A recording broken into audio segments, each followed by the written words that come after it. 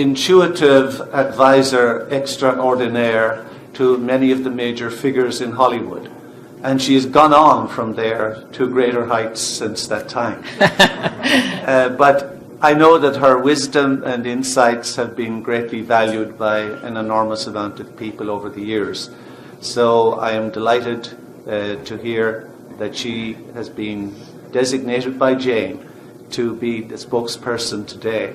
And also that Jane managed to get a more merciful time slot for you with an 8-hour time difference. So anyway, from the Pacific Northwest of the United States back to England, we look forward greatly to this session between Simon and Linda. Thank you.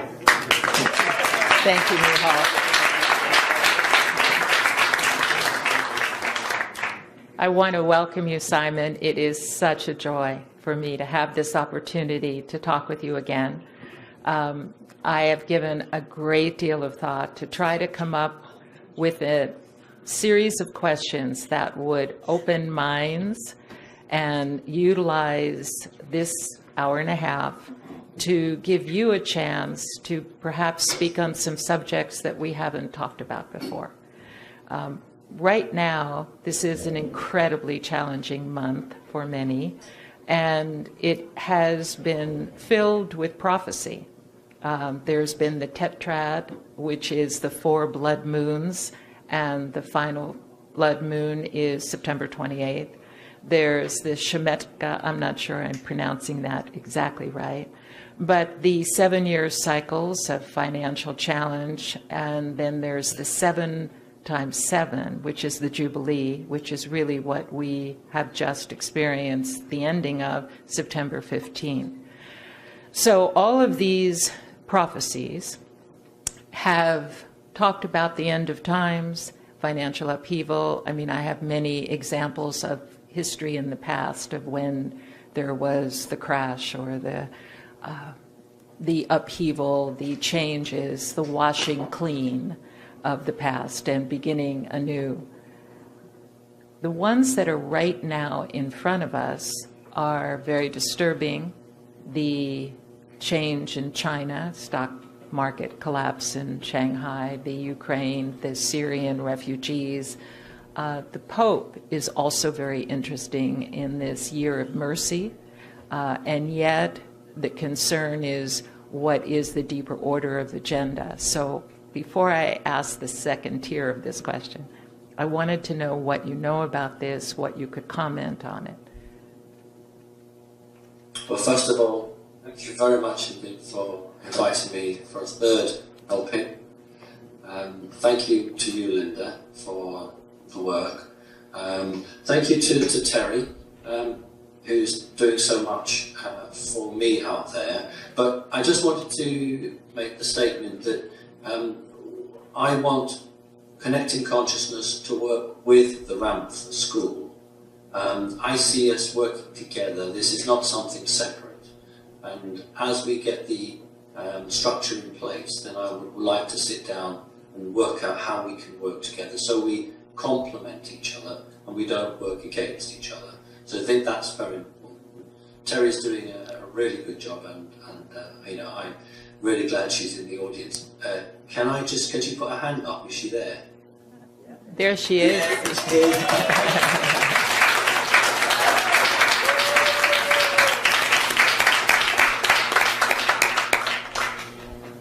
Thank you, Terry. Right, let's get on with it.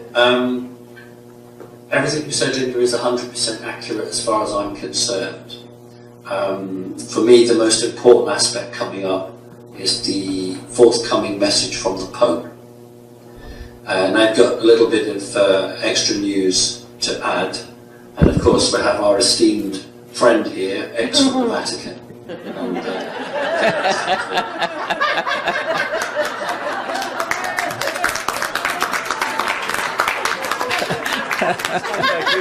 No, he's talking about you. we do have an issue. Everybody on this planet now is here for a reason. And although some don't recognize it, up to this moment, everything you've done has been to train you for what is ahead. The Pope is, in the next few weeks, going to make a statement, a document that is many, many pages long. And I want you perhaps to hear it from me before you hear it from anyone else. This is the beginning of the new world order in terms of its operation. When the Pope makes his speech, it is the beginning of the new world order. Literally 3 to 4 weeks ago in Australia, a new law was passed, which is a law enshrined with the American legislature, but it has not yet been enacted.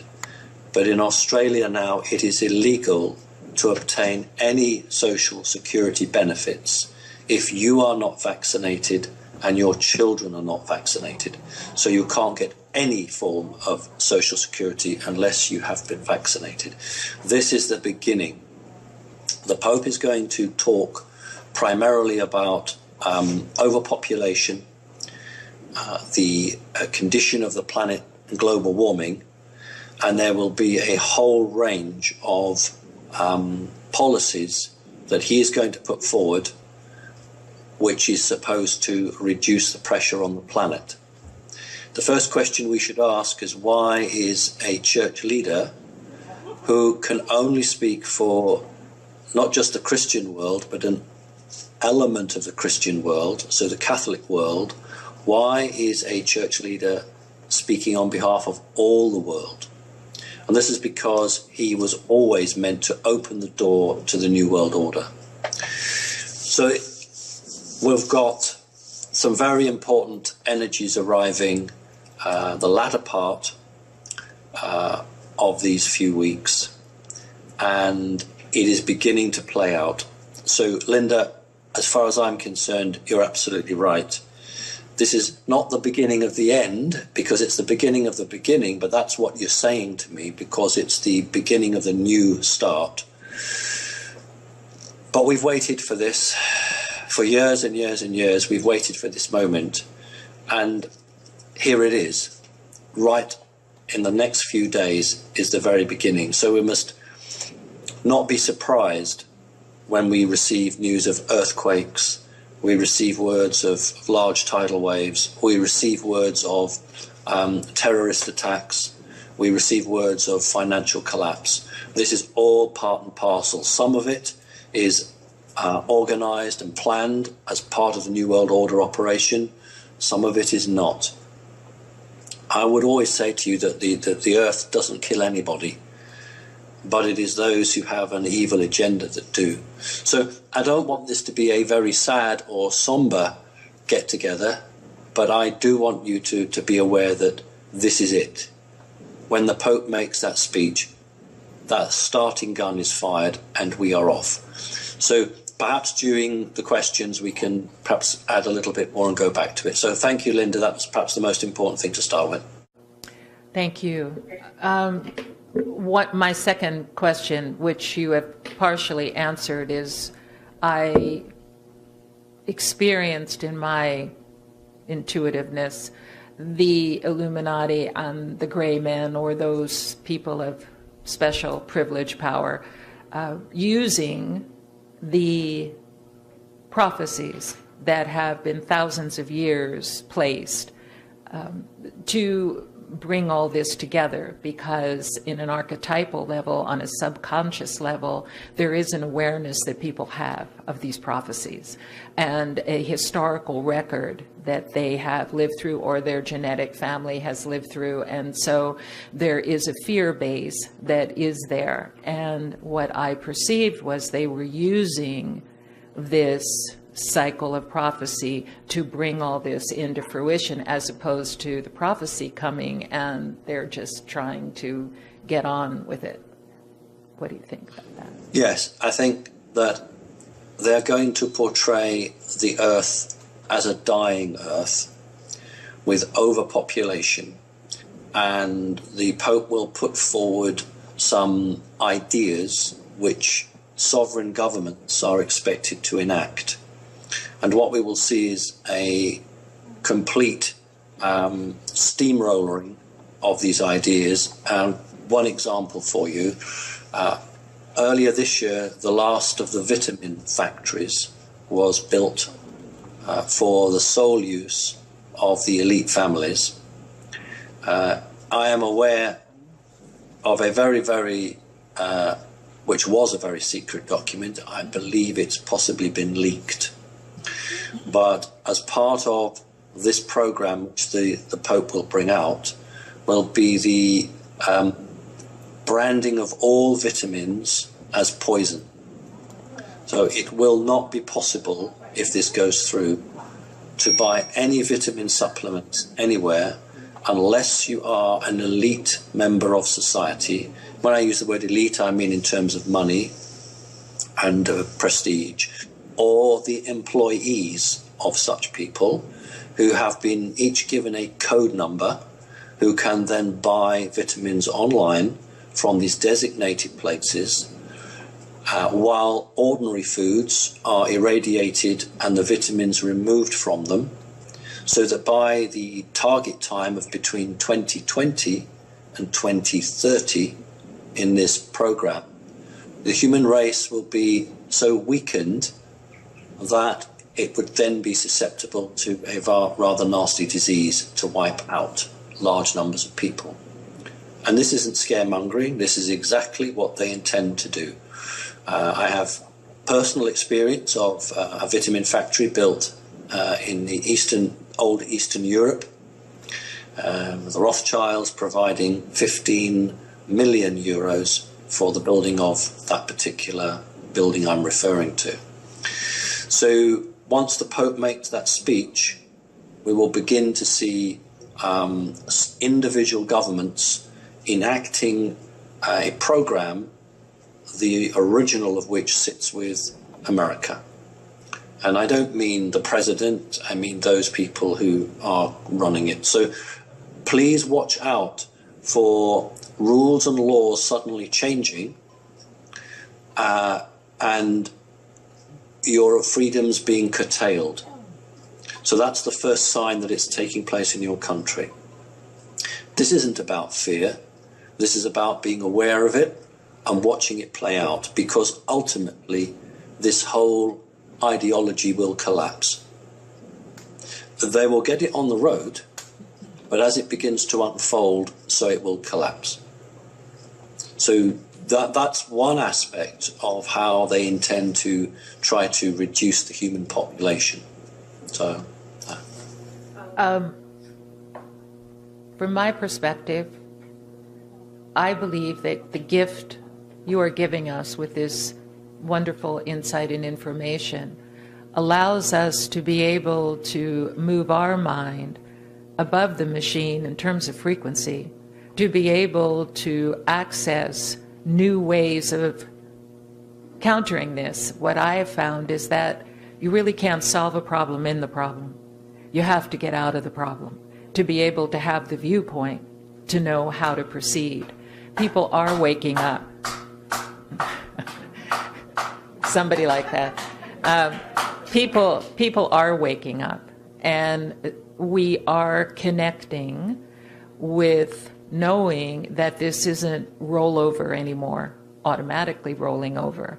And as wonderful as it may appear to have a year of mercy from the Catholic Church and a smiling Pope, it is also understood that we have dominion of our life and an opportunity to change what this plan may be. And I'd like you to share what we did with the Hadron Collider, which was an example of choice, not just rolling over and letting them have their way. So if you'd be kind enough to share that, I think it'd be valuable to the audience. Okay.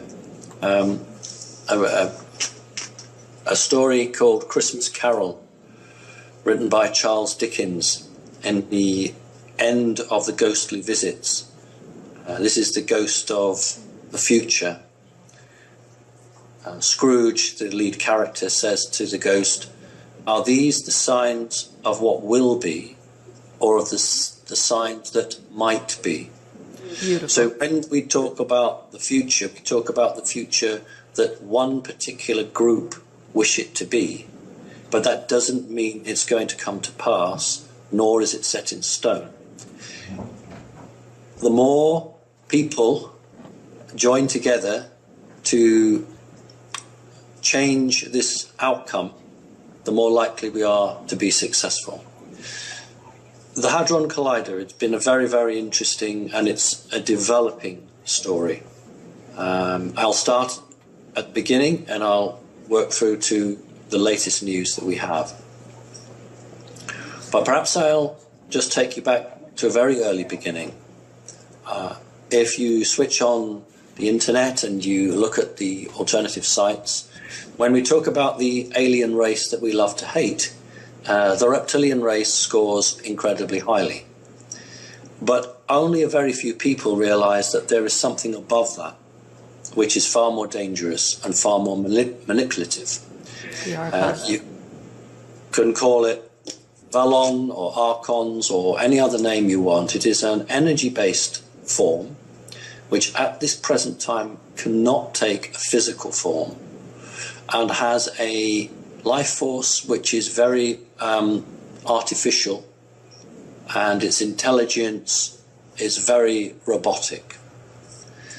And when we read our history books in university or college or school, we are very proud of a time period called the Industrial Revolution. The Industrial Revolution was a time when great strides were made in machines, whether it was something to pump water, make steam, make cloth, and whether it was your country or my country, our two countries led the world in the Industrial Revolution. The problem is that that Industrial Revolution was not necessarily the creation of humankind. It was a concept given to people to start the process of smelting metals, bringing people together in organized labor, creating agencies, creating all the systems that would one day build something like a Hadron Collider. The Hadron Collider is a masterpiece of technology from the third dimension. Everything from silicon chips to rare metals to people selling hamburgers at the gate. This is a massive undertaking which could only have been created because the human population has been directed down a technological route. The Industrial Revolution provided raw materials and the rough end of energy. But in 1947, when you had your Roswell situation, the other aspect was added. You see, without software, without the ability to process vast amounts of information quickly, no matter how many doors you could build or antenna or aerials you could build, without that machinery, computer electronics to process it, it would go nowhere. So in 1947, alien advanced technology was deliberately placed on the Earth so that it would be back engineered and find its way to those who wanted it. And that means today we have a device called the CERN, there are others, but it's the biggest, which can, or is attempting to open a portal into the fourth dimension. That's what it's all about, all of this push for technology. And this is why the New World Order can now say we want to wipe out 50% or 75% of the population because the project has been built. All of this was to build a collider. Now, in 2012, I and some others went public, and you followed the story through. I chose the Hadron Collider for the first meditation session for connecting consciousness, which was taken up by many groups around the world, for two purposes. The first, because the evil intent was to try to break people or humans' connection to source. Now, whether that can be done or not isn't the point. The point is that somebody somewhere believed that they had a machine that could break the divine connection between people on this planet and source. And so we had to actually say, we won't leave it to the 7th Cavalry to come and do something about it. We will show the planet that we care and that we will make an effort. So that was the first reason that I wanted to do the CERN meditation. The second was to make a point to everybody that energy can affect material matter. So I want to talk to you now how about that affecting. On the 15th, we had organised a group meditation. And we were due to start at 12 noon British time. And we were to run for 5 minutes. We did so. And at 11 minutes past the hour, so 6 minutes after the meditation had finished, the CERN device developed a fault and stopped working.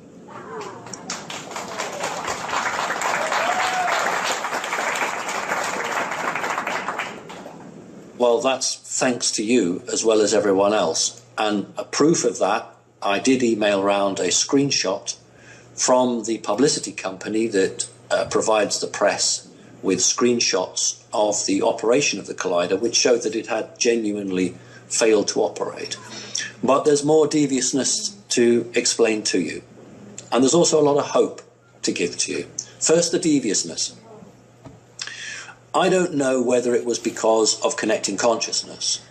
I think it's more likely that many messages had gone around the internet saying that the collider was due to operate and that it was not a good thing. 3 o'clock in the morning, so 3 o'clock British time, they called all their scientists in. In fact, the truth is they didn't let them go home, and they activated the collider at 3 a.m. deliberately to get ahead of the meditation that was to take place at noon. And that again is public record, and you can see that. But what you also can see is that just after 3, it had another fault.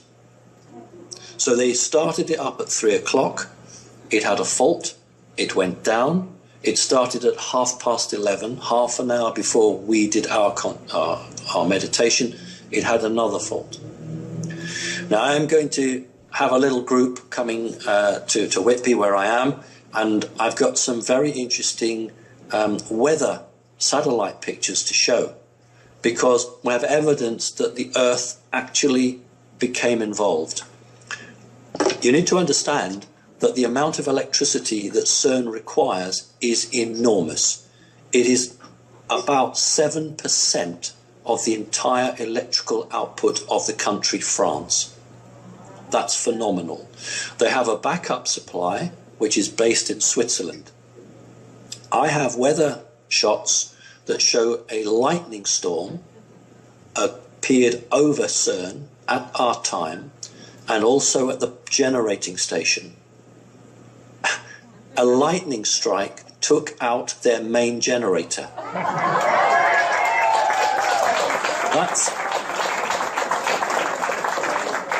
That is the Earth responding to everybody who put their cards on the table and said, I am going to make a statement, I am going to do something. Without that power, they had to switch to the backup, which meant that they could only operate at about 1/3 the output. So they could never reach the full power. And I want to explain what their plan was. The Earth is a living creature. You all know that. And it has a biorhythm that is like a heartbeat. It's like this. What they wanted to do, imagine a person on a surfboard riding the wave. And each time the wave came up, they boosted the power. That was their plan.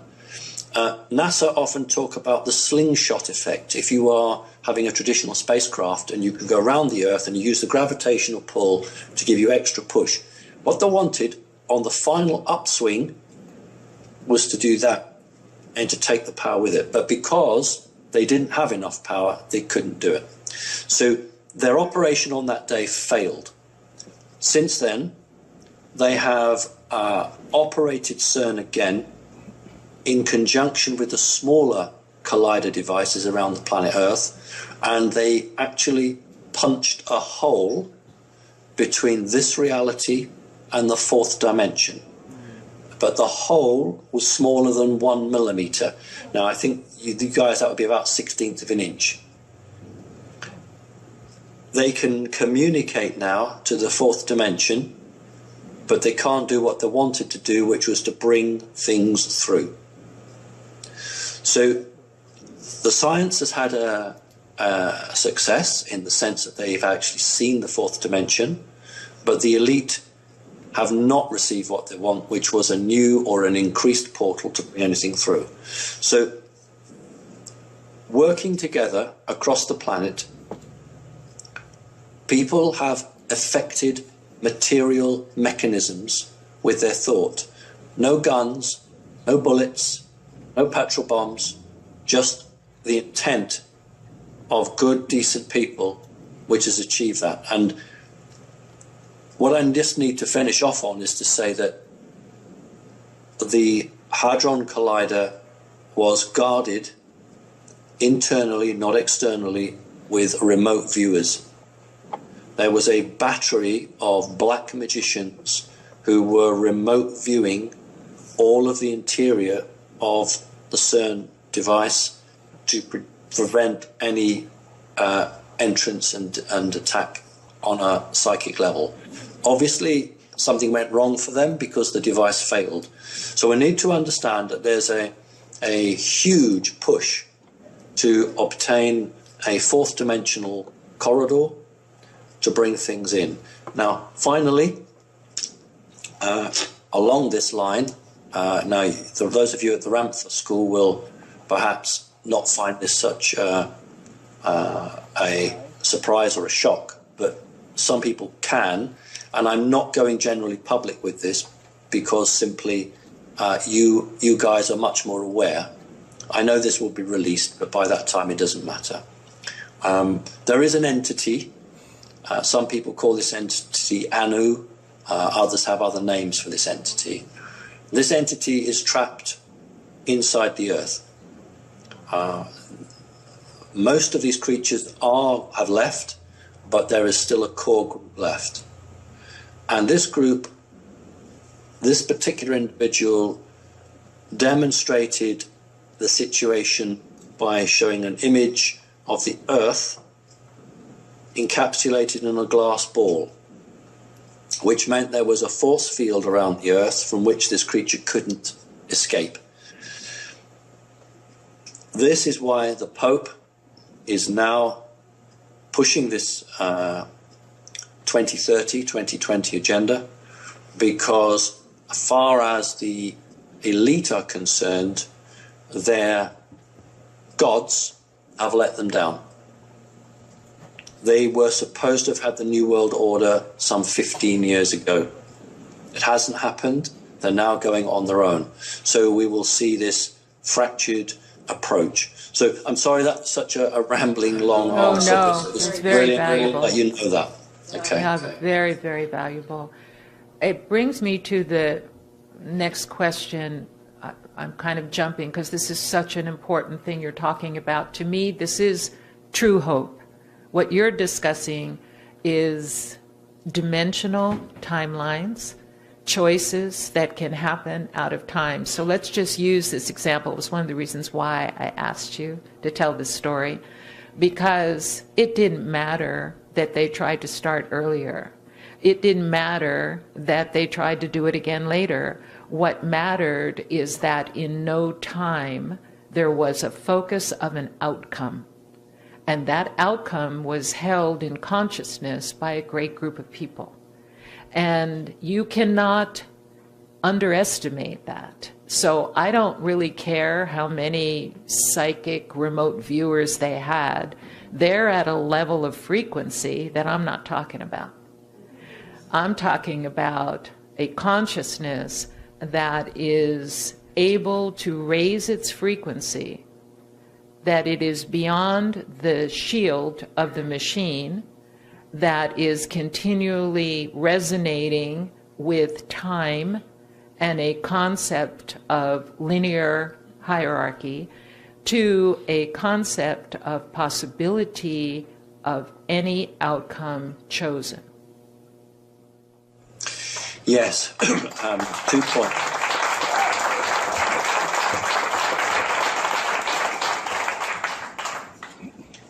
2 points. It must have been quite a blow for them, because the payback to a number of people was quite severe. We've had people who have lost their hearing as a course of this. We've had people who, this sounds something out of the 7 plagues, had people who've been attacked by swarms of mosquitoes and bitten, and then something very nasty coming from that. We've had lots of people who have been disorientated, but each one of them knew that what they did was for the planet and for the people, and that there was no choice, because once you decide that you're on a certain path, then you have to see it through. So that was a very important thing to say. Now, the second important thing to say is that there are a number of timelines, and it is the consciously awake people who will choose which timeline we're on. The traditional timeline is where the elite go underground. That which is left of humanity remains on the surface and evolves into different races. And a member of the Illuminati called H.G. Wells, who wrote The Time Machine back in about 1895, actually portrays this, the group underground and the group on the top. So that's a timeline that we don't want. And when the Knights Templars met me last year and offered me an underground base for my family and myself at no cost, which is very kind of them, I didn't accept that, because to accept it would be to agree that that was the outcome. And if you give your agreement and your energy to that, then you are making it much more likely to happen. So I didn't take that offer up, although it was meant in the best and the kindest way. I have no intention of taking it up, because we're not going to get to that road. We're going to have a much more positive outcome. Now, we all have different views and understandings, and we can all survive and share. But my understanding is that this time that we face now is the 7th time that we have been here. And I was absolutely shocked when someone said to me, well, that's exactly what the Matrix was about. Yes. That was the 6th and the 7th time that this had been faced. So I believe this is the right time for us finally to break free. And it's really important that we remember that what we read, what we're told, are probably factual facts, but mixed in with lies to try to gain a hook into us, and then they put the screw on. And I'm absolutely confident that the vast majority of people in the Western world will see through this and will have no part of it. So I totally agree with you, Linda, that we are standing on the threshold and we will make the choice. These people will try to lead us down a particular pathway. It's entirely up to us whether we go down this pathway or we actually choose a new reality. We choose a new way of doing things, because 1% of the world's population have no right to dictate what you do, when you do it, and how you do it to 99% of the population. Who gave them that position? I didn't, you didn't, but they have obtained that position through trickery. And because they've done it by trickery, they will ultimately fail, because you cannot build truth on lies. So I am positive, but I'm also aware that there is a difficult time ahead, and that we must all stay together, and we must all believe, because if the internet comes down and every alternative radio or website is taken off the air, and you only have Fox News or any of the others, you just have to remember that you were trained for this time. This is what you were preparing for. And you must stay true and remember, and that belief, if it's steadfast, will see not just America, not just Britain, but most of the countries through. And so it's really important. I mean, I don't know, I'm being absolutely honest with you, I don't know how many more of these we will be allowed to have. That's how serious it can be in the short term, because they cannot control everybody for very long, but there will be perhaps a very difficult time for us all. So it's important that we get the most out of it. So thank you, Linda, again. I'm sorry I've gone on, but... No, please do that, because how else will we really have another point of view, which is really important. There was something that came up for me when you were talking, when you said we agreed through trickery. For me, this is my personal way, I feel I had to own that I agreed for survival. I had to own that I sensed this wasn't really right, but I was afraid to take a stand and go in another direction. So my life has often had its movement of having to stand in contrast to the norm, and then feeling the anxiety and fear of that. I feel at this particular time, part of our strength is going to come from, hey, I agreed. Hey, I did go along. Hey, I don't anymore. And now I refuse to let the machine, which I have become analogical with. By that I mean, it is me. I have to now be mindful. I have to now listen to my thoughts. I have to now actually see, what am I agreeing to every single moment? Because it's so important, because it's coming for me. And I have to be able to activate my will, which I have suppressed with belief systems of powerlessness. Now, I rambled on, but just to give you a sense of how important I feel it is for every single person to not focus on being the victim of trickery, but focus on the power they have given to others because of their fear of claiming it for themselves. This is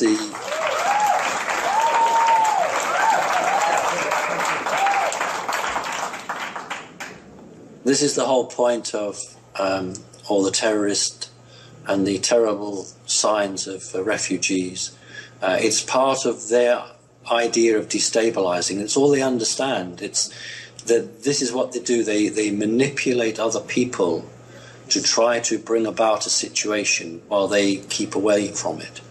And so we are seeing all these threads being drawn together now. And, you know, you guys nearly did it with the hippie or the flower power revolution. You were just a paper thinness away from bringing down the system. So it can be done in a non-violent way.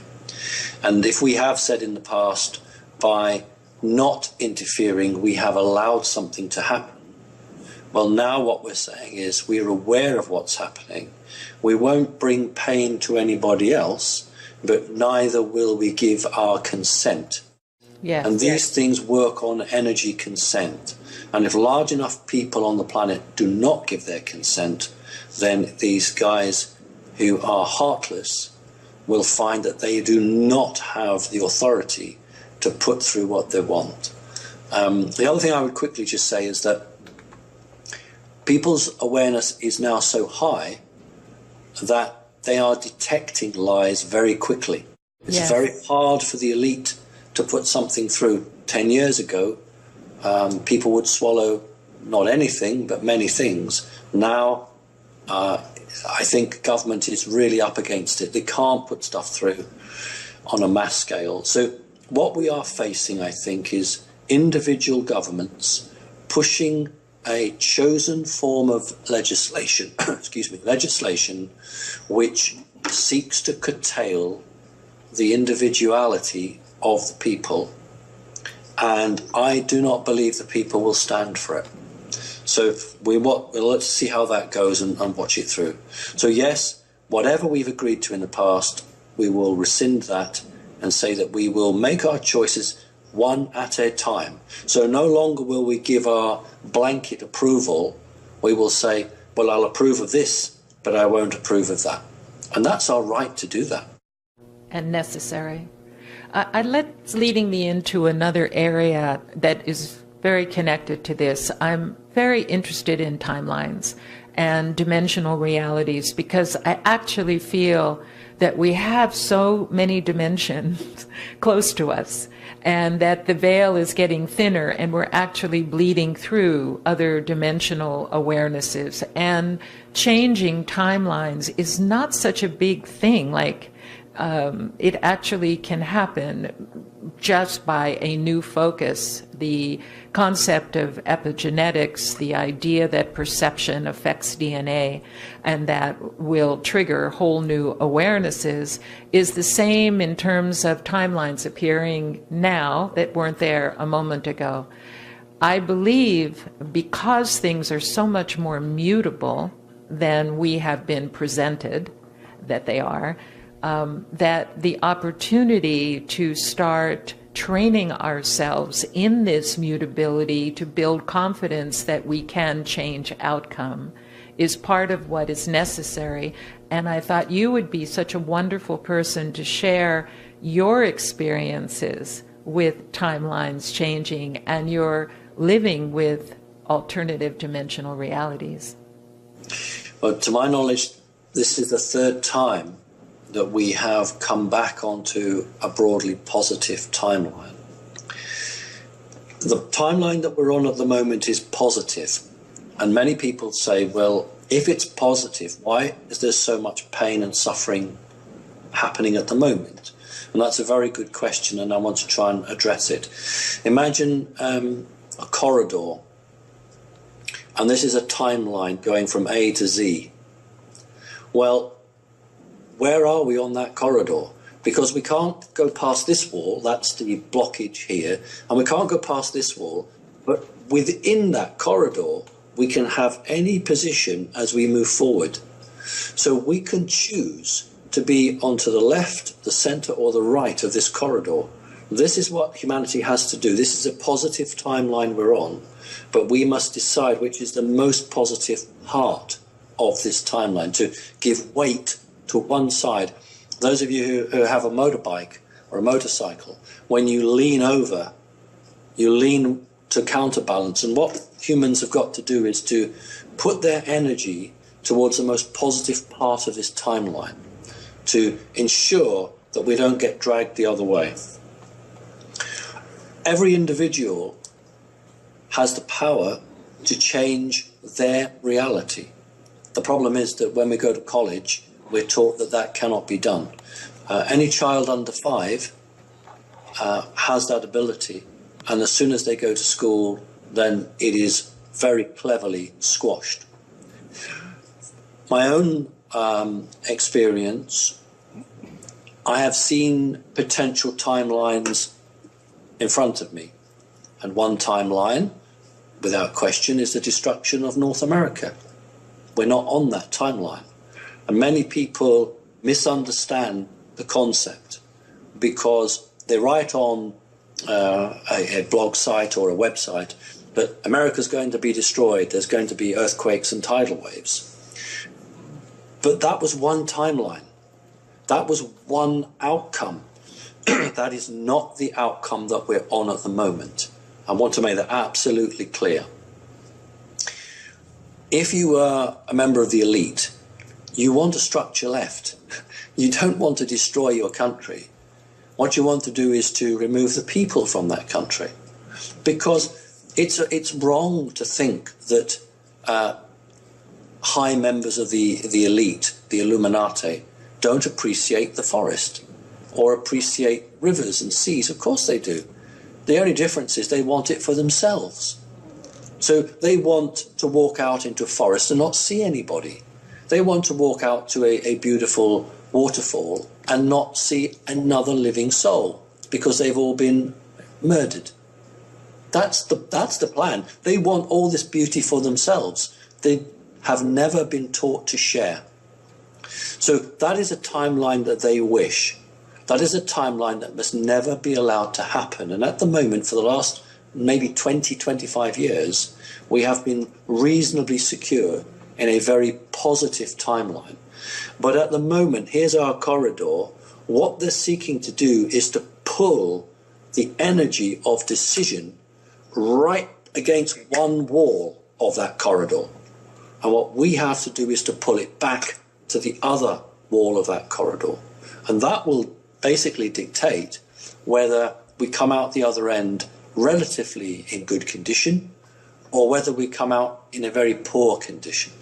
So the decision lies with us and the ability to do that. And Linda's absolutely correct, because there are a number of outcomes, a number of timelines, but it is the humans themselves who will dictate where we are on that.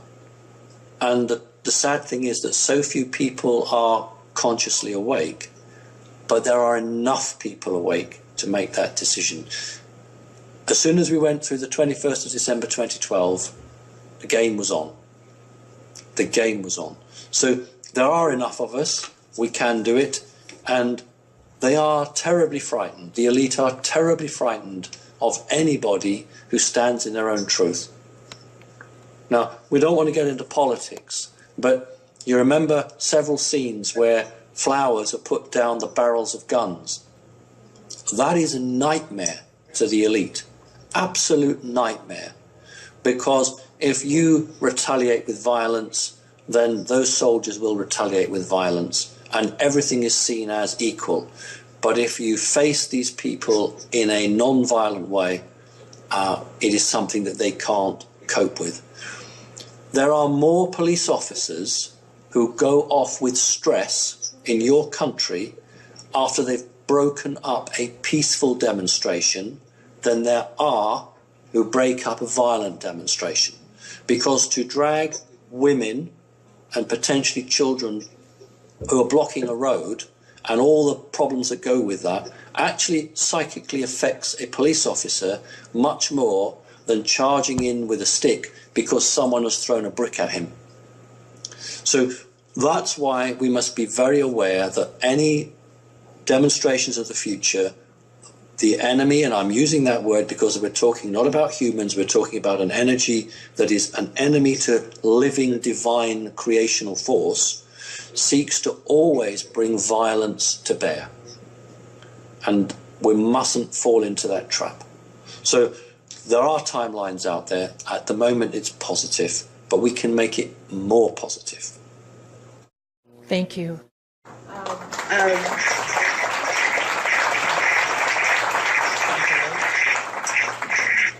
I'm going to go a little deeper down the rabbit hole. Got an echo. Yeah, I'm going down the rabbit hole, so it's echoing. I think what is an opportunity here is to perceive and know that we are all creators and that we have the ability to envision the earth the way we want the earth to be, just the way the Illuminati has envisioned the earth the way they wanted it to be, and use their power and money. We have the ability to do that. To do that is actually not necessarily to work with linear timelines, but literally to perhaps merge or unfold is the proper word into a different dimensional reality where the earth really never had that problem. In other words, it is our innate potential, because we do have the quantum field, that void space as a part of us, to choose the earth we want to live in. And sometimes, in my experience, when we get too caught up in the fight, whether it's with flowers or guns, we get caught one side wins, the next side doesn't, battle won, war lost. We're always in that. Somehow for me, I perceive that our focus is clean and clear with the earth, a unity, wholeness, people working, living together, so that that potential could unfold dimensionally. And in the short term, there probably are a lot of decisions we would make if we're mindful along the way that are moving timelines. Do you understand what I meant? It's often said that we will move into the fifth dimension and Yes. miss out the fourth dimension. My Yes. understanding is that we will pass through the fourth dimension but won't stop there. The fourth dimension is where, in street talk, the bad guys are. In more professional talk, it's where all the heavy, dense energies lie.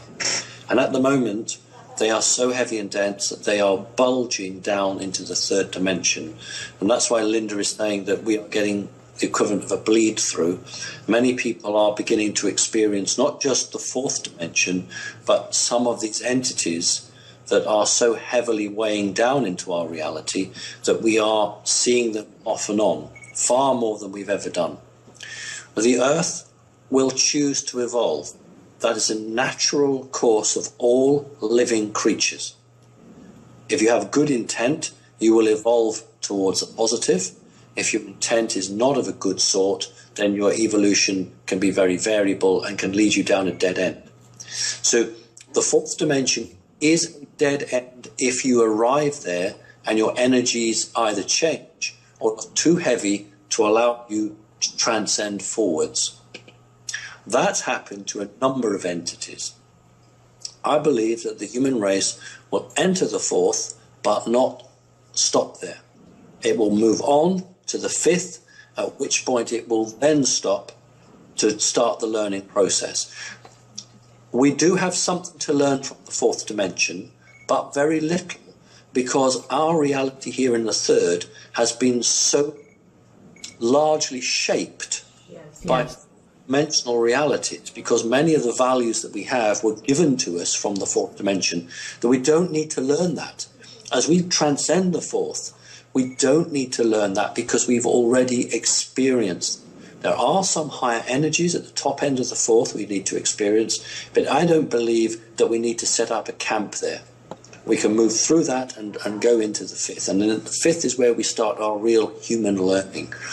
And this is a tremendous change, because those creatures that have oppressed freedom will actually be behind us from a linear perspective. And so, although we are technologically inferior to many of these creatures, we will prove that the spiritual capability of humans is actually greater.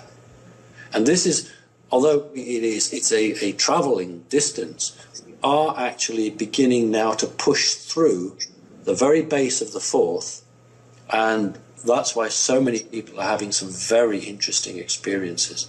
And it's a natural development. One group comes down, and just as an aside, I don't wonder if this very heavy group will form another reality, so that you'll have a fourth dimension, a third dimension, and something that will create a bubble with its own reality in it, which is neither third nor fourth. So we will move forward. I've absolutely no doubt about that. But I want us to get well into the fifth. Alex Collier, who I have so much time for, is in contact with a group of people from the base of the fifth, the Andromedans, and I think that we need to be up there. We need to be there to experience a whole new reality. Very different life, very different values, but each person will have to look inside him or her to say, what is important to me? Is the clothes even I wear, are they important? Because we are going to go through a situation where maybe the American dollar will be reduced by 50%. Maybe the British pound will be reduced by 35%. A dollar is a dollar.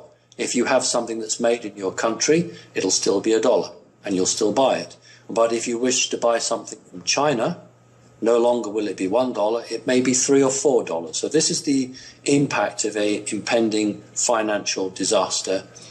It has just become very difficult to buy anything that's imported outside of your own country.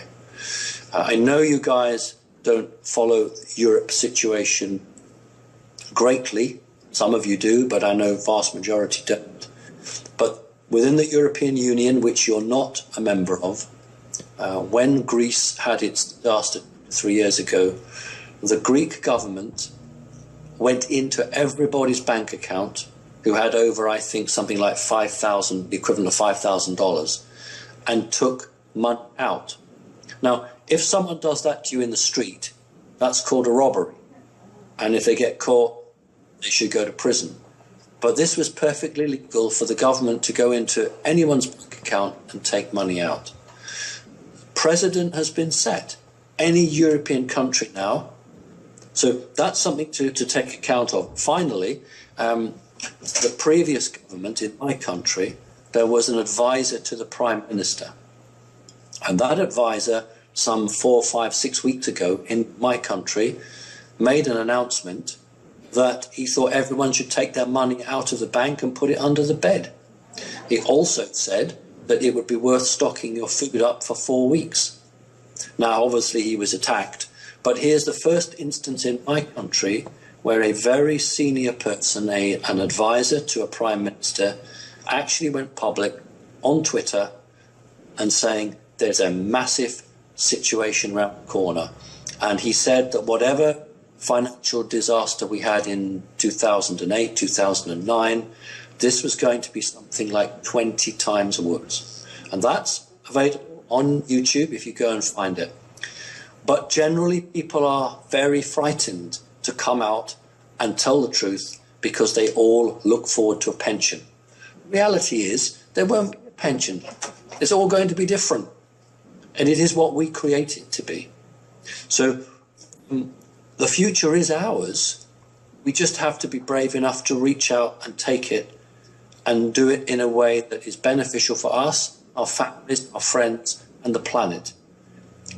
Because the days when an individual did this because he wanted it for himself and perhaps for his bloodline and everyone else could go hang, those are the old energies. These are the energies that we are leaving behind. This planet is leaving that value behind it. And we are going forward with a far more open and truthful engagement between people on this planet. And even some people who are totally unawake are frankly quite sick of what's gone in the past. They want something different. People are crying out for a new way to do things. And when this reaches a certain point, it's going to happen. And we just have to be positive and believe in it.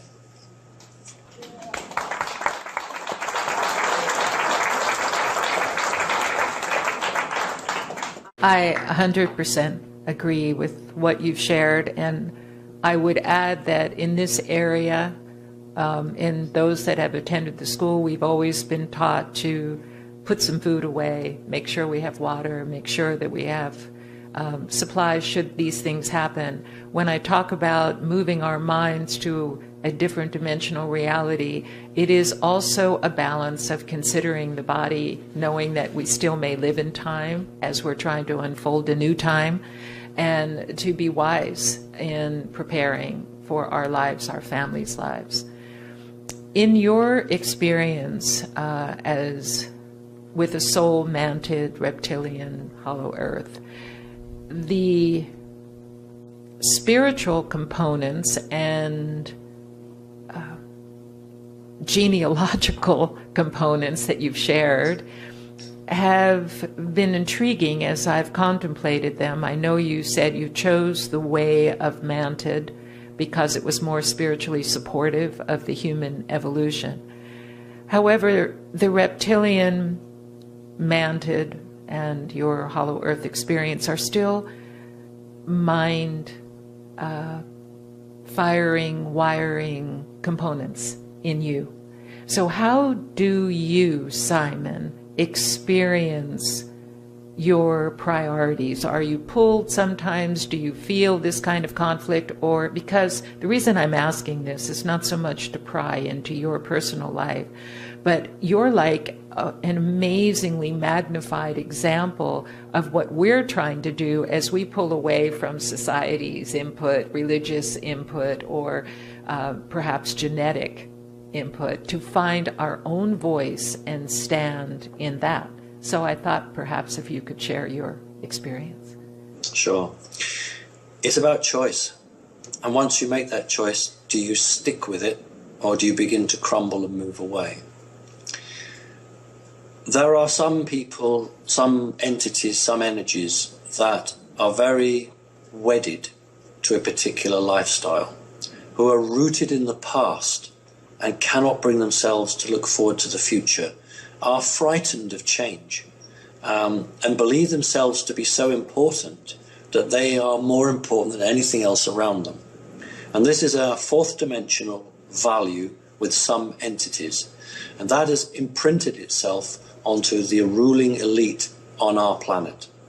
These values of individual worth over and above anyone who is not a member of your family. On this planet we have physical bodies, and those physical bodies can contain bloodlines. I have a bloodline body, and the way that the negative energies would work in terms of visitations are imploring me to connect more with a reptilian side, to value the reptilian side, and to put my energy with that. So that is how it plays out with me. So I will have a number of visitations from both sides of the balance, attempting to, in the case of a reptilian, to sway me to bring my energies across to that side of the camp, and to therefore put my input there. With the Mantid group, that has always been a free will choice. They've never been told, you should do this. And I've always been asked, what will you do? And humans don't like to be told what to do. It's our natural self. So when faced with a creature that says, you should do this, our natural reaction is to say, well, why? And actually, I'll do what I want to do. And that's been the core difference here. With the mantis has been, what will you do? And the reptilian has been, we want you to do this. So they started the process on the wrong foot, but they know no different. Just like these elite people, they know no different. They are totally unaware that they are showing you their agenda, and they're bearing their cards on the table, but they think they're playing a very clever game. So this body of mine is exactly the same as yours, in the sense that it is made up of materials from this planet and this universe. And it can be influenced. But we all have divine souls. Well, those of us, hopefully, we have divine souls, and they have to make a choice, and they have to decide what is right and what is wrong. And if your value is for the good of people or humankind, then you will look at something and say, that is fundamentally damaging to the outcome that I seek, therefore I won't go along with that. So everyone makes a choice. Now, actually, there isn't a right and wrong choice from that individual, because everyone's allowed to make that choice. But if that choice hurts other creatures of divine creation, then that choice was an inaccurate choice, because it took into account the individual making the choice and did not take into account those people around them. That's the point of evolution. If you throw a piece of meat to a group of hungry dogs, very, very rarely will a dog share with someone else. But when you evolve, you take the piece of meat, obviously we're talking about dogs who are not evolved enough to be vegetarian, and you share it, and you say, I will make this go so that we can all share, because it's all of us or none of us. And this is the choice I had to make. I had to decide whether I was going to be looked after, whether I could have a bunker and be looked after and have food and all the rest of it, whether I would throw my lot in with a particular entity group who would promise me the earth, or whether I actually felt that my true compassion lay with people who had been tricked and lied to, but had fundamentally more to offer than any alien group, frankly. The human species can get back up to 12th dimension. The reptilians will never get to 12th dimension. So for me, it was a choice that I made probably at the age of 5 on this planet. So by the age of 5, I had already decided what was important to me and where my loyalties were lying. So between the ages of 3 and 5 was my formative period. Was there an incident or some particular thing that made that decision at 5 years old? It would have been my observations of a number of alien races over 2 years, 2.5 years. And at the end of that period, I felt that I had seen enough to be confident to make a decision as to which choice humanity should really go down. I'll give you an example of where we are now, and I was trying to say it a bit earlier, and I just pulled away from saying it because I think it will be quite hard for some people perhaps to accept who like to attack spokespeople, but I will just say it.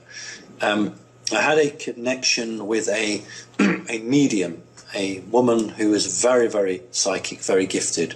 I haven't met her. I spoke to her over the telephone, and she wanted to do a reading for me.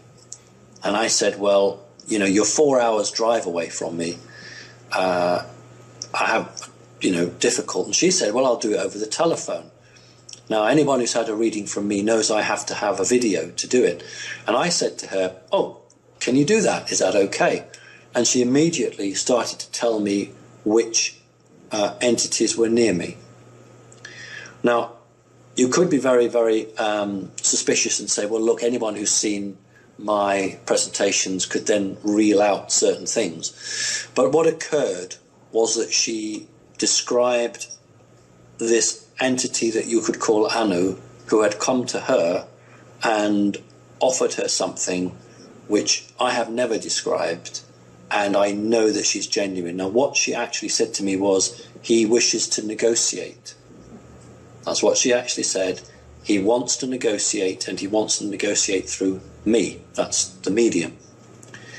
And I said to her, I've waited over 50 years for this moment, because he basically has to say what he's prepared to do and change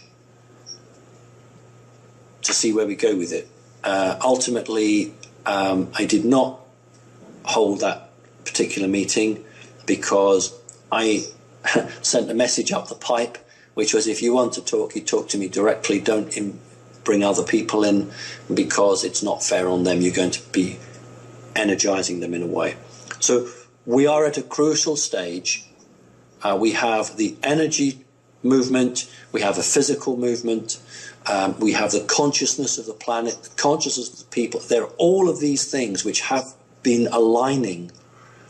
And really and truly what we've got is a great energy of love and this offshoot of very dense negative energy. And quite frankly, what I believe will happen is that this will move into another reality, and this will either stay where it is or be offshooted somewhere else and will just completely wither away. No one's going to die like that. No one's going to be penalized for making a choice of darkness or heavy energy.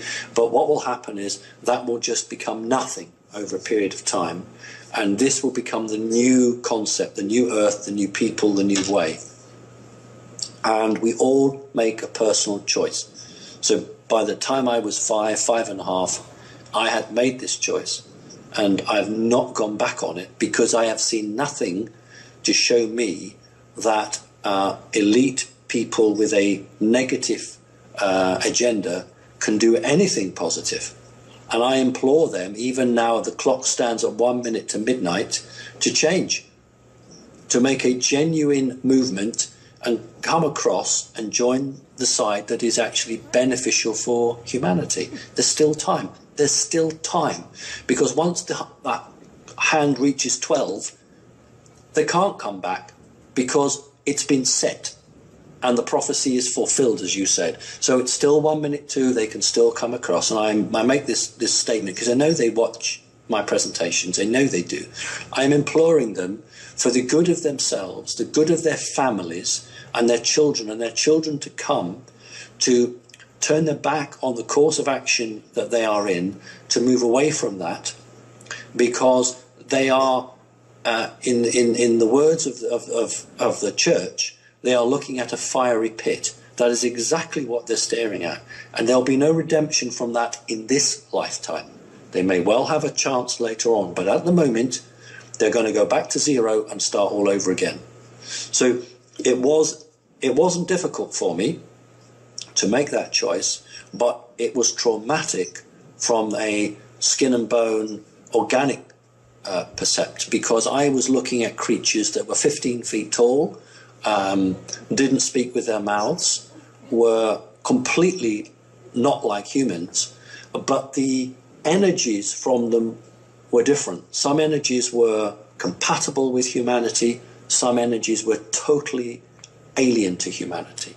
And so I made a decision based on what my soul felt was the best outcome for humanity. And I know it was the right decision, because the energies of the dark side have become more and more frustrated with me. There is a covenant, which means that I cannot be physically harmed, but they are now playing tricks.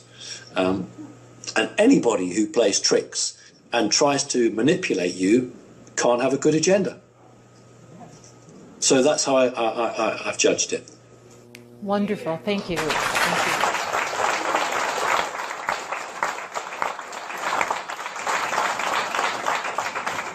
you. In continuing with what you were sharing, I think it is important that everyone learn basic ways of protecting themselves because of the agenda that is there, because it's a frequency pattern when you're in cities, when you're in public places, even doesn't matter, when you're anywhere. So the idea that there are ways, and there are many different ways. It's not like I think I know the way, but I do know that every person should find a way that they protect themselves when they are moving in their lives, and when they are in a situation where they have a sense of that frequency, that they know how to clear, that they know how to do some process, some ritual, something aligning with their source and spirit, that they can clear that frequency and come back, because that is their right and it is there for them. But most people don't understand the absolute essential importance of that. Yes, Fran, who so wonderfully looks after the website, has been on me for some time, and we did do a page, not the definitive way to defend yourself, but an idea of how to go. And I've always said that if you are a particular star family, you have a particular history or past lives, the energy in you will work in a certain way. And Linda's absolutely right. There is no hard and fast rule for how you protect yourself, as long as you create a impenetrable barrier based on your truth. And I gave some tips or some pointers, and it's for everybody to find the way that protects themselves. You see, we can be attacked by people with psychic ability. We can be attacked by machines. We can be attacked by devices which are supposed to be providing communications. And all of these things can affect us on a physical and an energy basis if we let it. Now, for many people, it's very arrogant to say that you have the ability to prevent that. But isn't that what healers do? When somebody has a disease and goes to a healer and the healer changes the reality of that person, that is because the person receiving the energy believes in it sufficiently to hook in with the energy of the person that has that frequency and to make that happen. Now, if you can be cured of a disease, you can prevent a cell phone tower irradiating your body. Or you can actually change back the molecular structure of your body. Linda talked earlier about genetics, and the elite can't stop the information coming out that water molecules can change frozen into either well-formed crystals or ugly crystals, that genetics can actually be altered and changed by energy. So they've understood this, but now they're sharing it unwillingly with the public. And we need to understand that working individually or working as a group, we can protect ourselves. But the problem of our world is that we are reinforced with the physical all the time. Yes. Everything, touch it.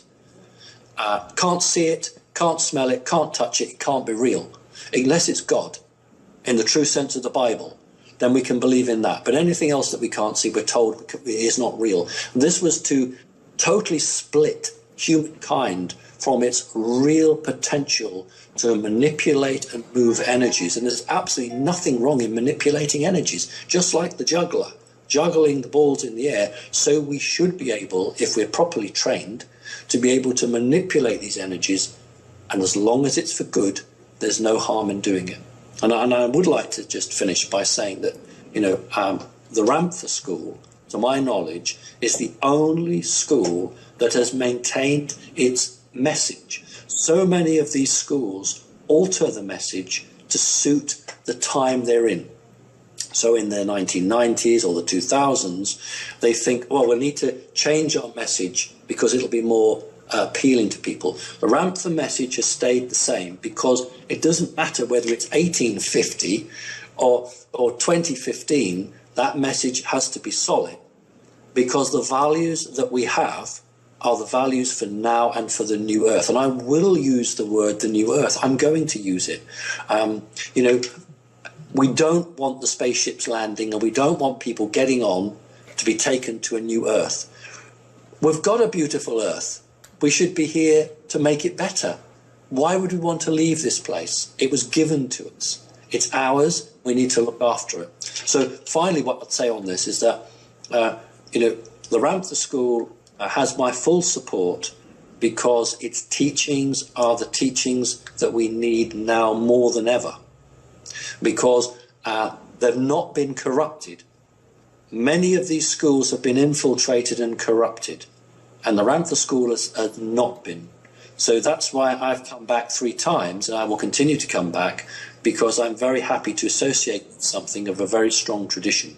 And I just wish that other people who are so wrapped up in their own little ideologies could just come out of them and take the time to look around them and compare with what's going on. Because I think what we would find is that it's not about my school's better than your school, but it is about that unless we can work together on an overall plan, not everybody is going to go forward to the new earth. And there will be people left behind, and that's a genuine prediction. Yeah, thank you.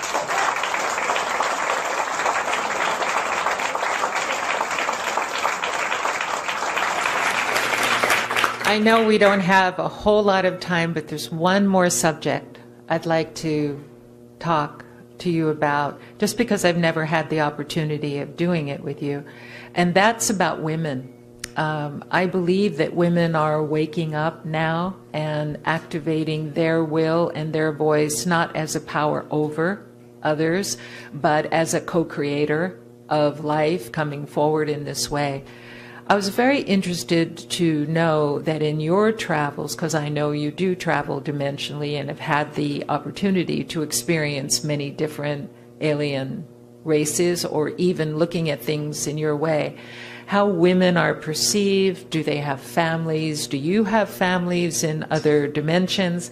Can you give us some understanding? Because I feel as we open and develop, we're naturally nurturers and creators that sustain in new ways rather than subservience, but in a creative way. Remember I talked about the biorhythm of the earth? Yes. At the moment, if you think of the top part as masculine and the bottom part as feminine, the earth in its cycle is leaving the masculine and is moving now towards the feminine. That is undeniable.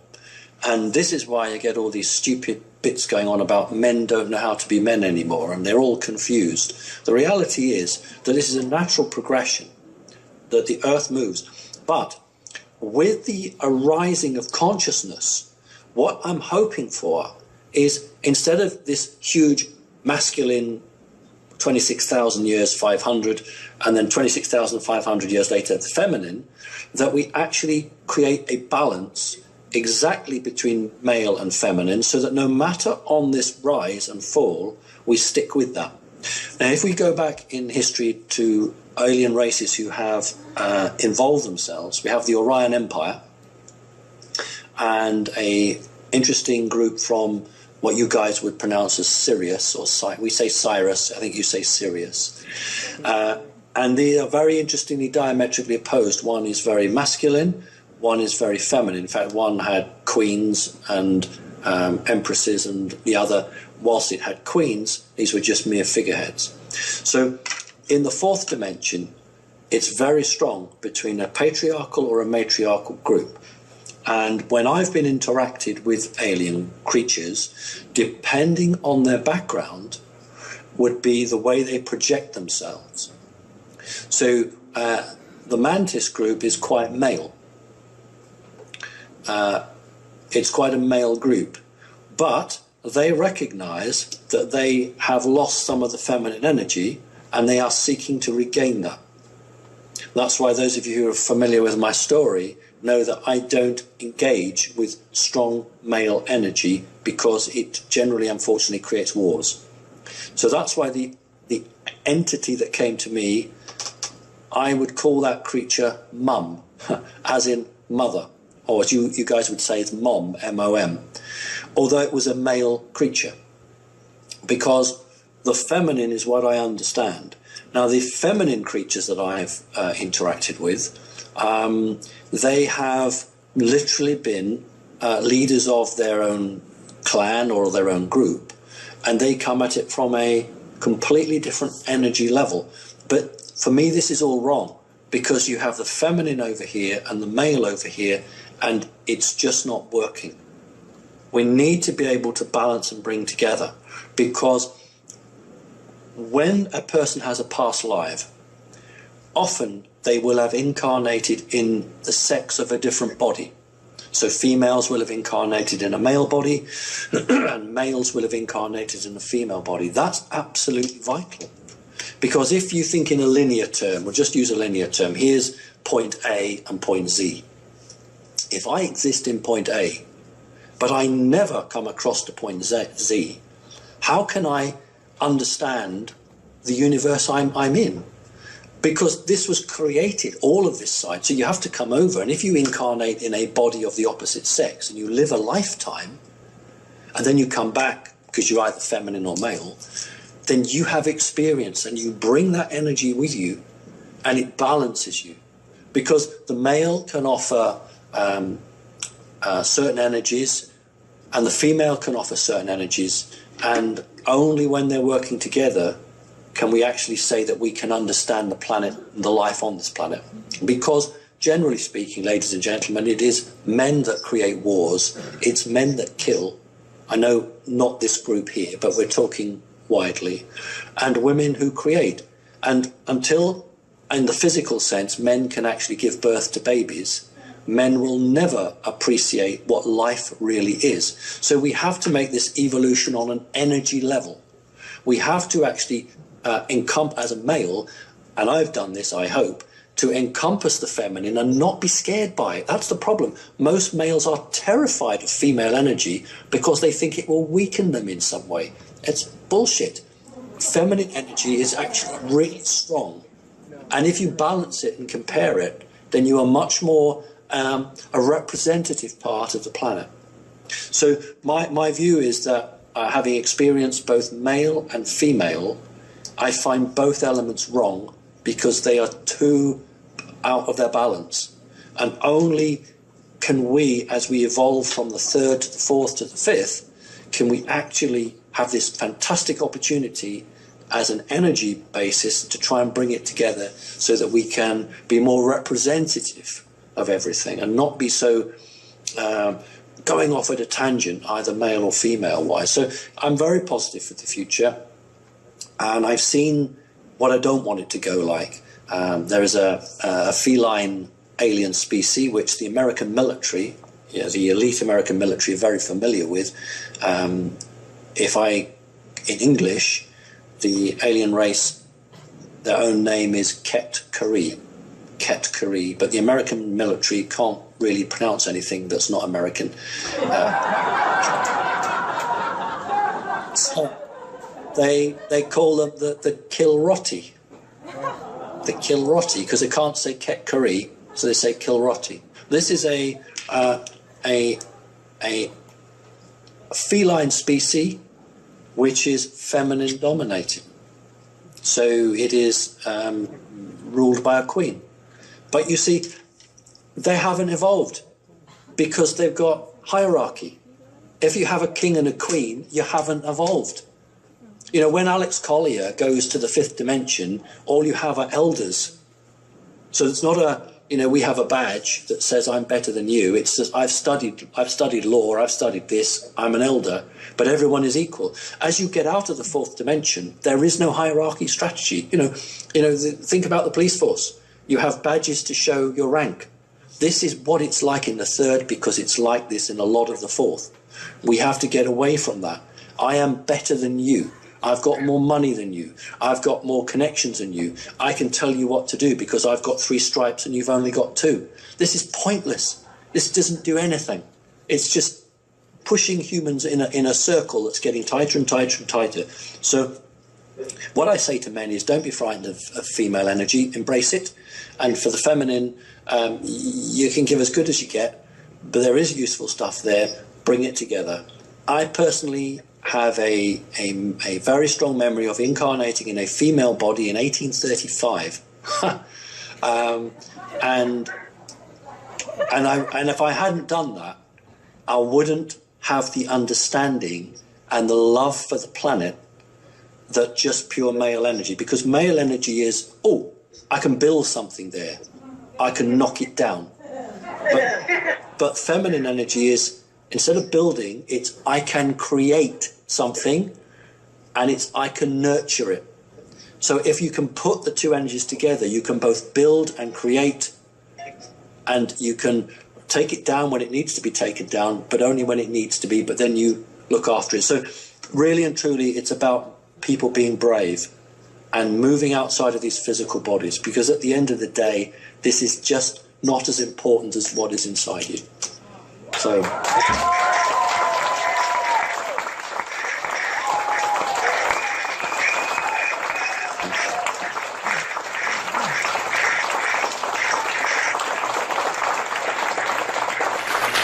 I can't think of a greater way to close this session. You have, should I say, surpassed my expectations. They were so high, it's kind of hard to say that.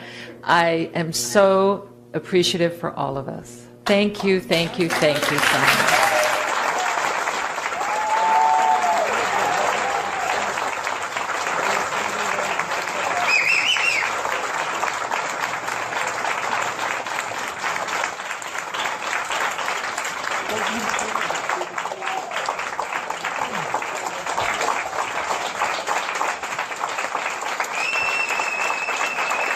That's a standing ovation from everybody. I would stand, but I'd ruin the mic, so I just want you to know. Yeah, so you can see. Yeah. What a magical, wonderful, wonderful time.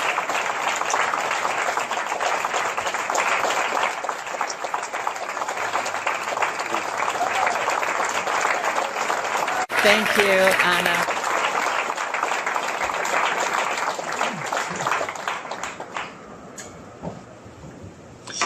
Well, I just want to thank everybody.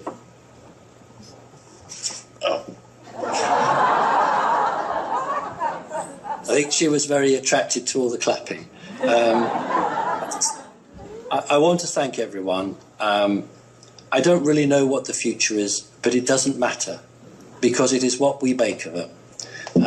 And, you know, you are one of the most special groups, because you've all come together here, you have all understood and you support each other, and you've stayed true and loyal. So whatever test has been thrown to you, you've actually worked together.